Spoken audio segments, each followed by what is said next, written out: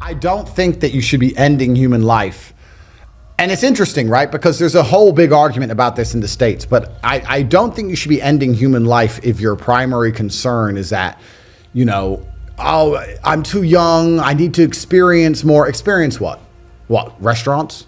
How many restaurants do you have to go to? Yeah. How many times you got to go eat until you eventually realize you're going to eat shit? Yeah. I mean, I don't see what else there is worth doing. Okay. Well, what about in cases of rape? Yeah, I think just we'll put that one. Maybe you didn't. No, we can talk about that one. But every single time the abortion argument is brought up, this very specific case is brought up. Let's be honest. That's less than 0.1% of. But in those cases, if they're raped, would you accept an abortion? I think that if you're raped by somebody completely random on the street and Yeah. a rapist did this to you, then yeah, I think the idea of an abortion makes a lot more sense. Sure.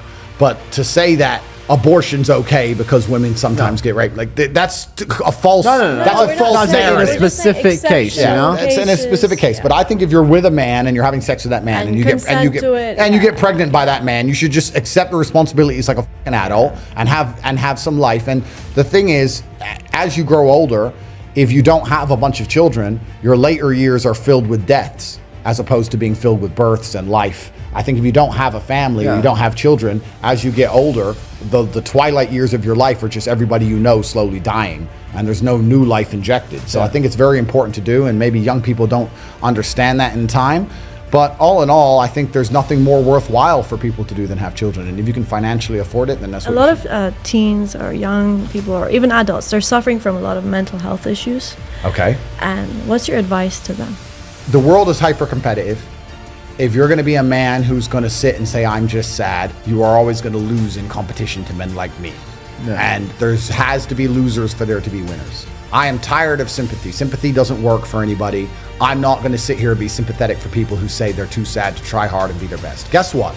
Perhaps I was sad every time I did exactly what I was supposed to do and trained anyway. Perhaps I was afraid when I fought anyway. Perhaps I was tired when I worked anyway. This is how you get ahead in life. I don't have a fucking ounce of sympathy for these people who sit here and say, well, I feel this way, so I can't. Then don't do it. Stay down there. The winners are at the top, and the winners at the top don't give a shit about how they feel. We wake up and we perform regardless of how we feel day after day. So if I'm going to ignore my own feelings, I'm certainly not going to take into consideration anybody else's. Yeah. Why am I going to ignore how I feel and make sure I'm constantly performing regardless, flawlessly, and then sit and go, oh, but he doesn't feel good, so he's allowed to fuck up. No, you are not. You're not allowed to fuck up to your ancestors or to God or to yourself. You have to perform. This is what being a man is about. The baseline of masculinity is doing things you don't feel like doing. I can't comment on being a woman because I'm not one.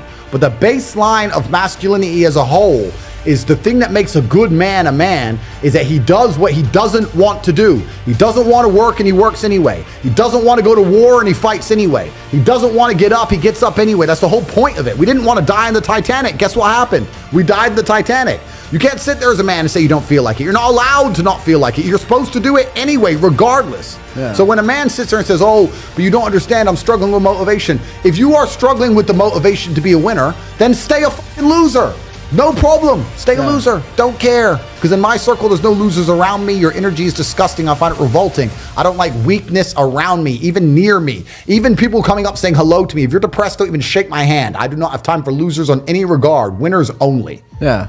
If you had to choose money or love. It's hard. It's impossible to. It's impossible to choose. Like there's too many nuances to the question. I can't choose. But I do think that love is extremely important. Humans are social animals. Yeah. And you do need love. They say money can't buy love, and that's true. But money can help facilitate love. Yeah. Let's keep that in mind. I've never had a period of loneliness ever. Wow. I've never had even 3 days when I couldn't.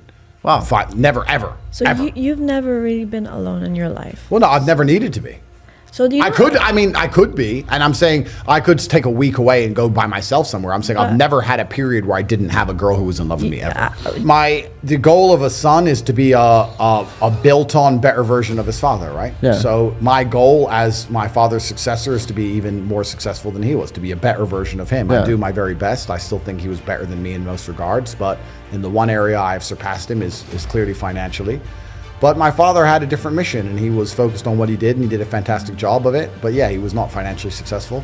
I'm actually glad for that, because I'm glad I was raised completely poor, and I was raised broke poor. I wasn't raised, everyone goes, I was raised poor. No. I was raised completely broke. We were in a homeless hostel, and we changed country, and we were living with a bunch of Kosovan war refugees, and we had a really bad story. But that's been good for me. That was part of the life plan that God made for me. But yeah, my father was not financially successful. I am, and that's actually plaguing me a bit because I don't want my kids to be raised rich. So I have to find a solution for this. Wow, really, son? I'm so proud of you. It was just like, well, duh. It was always very much like that. Yeah, like, you're gonna make it. Hey, Dad, I'm the most Googled man in the world, and I've got hundreds of millions of dollars. Duh, you're Tate. Whatever. Like, it was, his expectations of me, but they weren't in an arrogant way. They were just so ridiculously high. It was just, well, obviously. So I don't think we talk much about the material successes of anything. My father would be happiest knowing that his bloodline is secure and that I exist, and my goal is to have 20 sons, and that's what he'd be happiest to know, and that he's done his job, and to know that I pay respect to him every chance I get, and I mention him as much as possible. And he did a fantastic job with me. The great thing about children is that if you do a good job with them, a truly exceptional job, they allow you to live forever. Because my father is discussed on the biggest podcast in the world repeatedly because of me.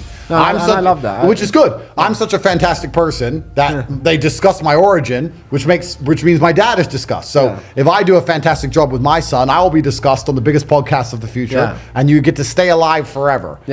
So that's going to be the end goal, and I feel that I'm doing him justice and the ancestors justice and the last name justice. In fact, I know I am. Of course, he'd be exceptionally proud, and then he'd probably whoop me at chess, and then he'd go back to wherever he's chilling. So that would be it. That's beautiful. Okay, so the days of easy money are gone. I want to, even in the last 2 or 3 years, it was easy money mode. Every idiot you knew was making money. Every clown had made money on a pump. You know, a number of people who thought they were expert crypto traders in the last 3 years. It's so funny. I'm a great crypto trader. Everything went up. It all went up. What do you mean you're a great trader? You could have bought anything. You bought poo dick coin and made money. Of course you're a trader. Like that, all that shit's over, right? So all the easy money's gone. It's all cyclical. So all the amateurs are going to start suffering because now we're entering the realm of the professional, and making money is going to be harder than it's ever been. All the free money's disappearing. You have to become very, very confident and competent. And that's one of the things about the last few years. Anyone who made money in those years, a lot of them didn't learn any lessons. A lot of them didn't learn how to make money. They just got lucky and just picked up a pump or caught some garbage, but they didn't actually learn anything specifically. The best way to make money in the world today certainly has to be something online. I think that making money online gives you absolute freedom of your own geography. It gives you access to the largest possible customer base, and there's 18 different modern wealth creation methods that we teach inside of the real world that will allow people to make money online. So that's going to be a nice, easy plug to go there. But it's interesting. It's an attention economy, and truthfully, without saying too much, you either need to be prepared to get a whole bunch of attention on you, like we're all doing here, or you need to be close to somebody who's doing that, and that's where a lot of the money is flowing nowadays.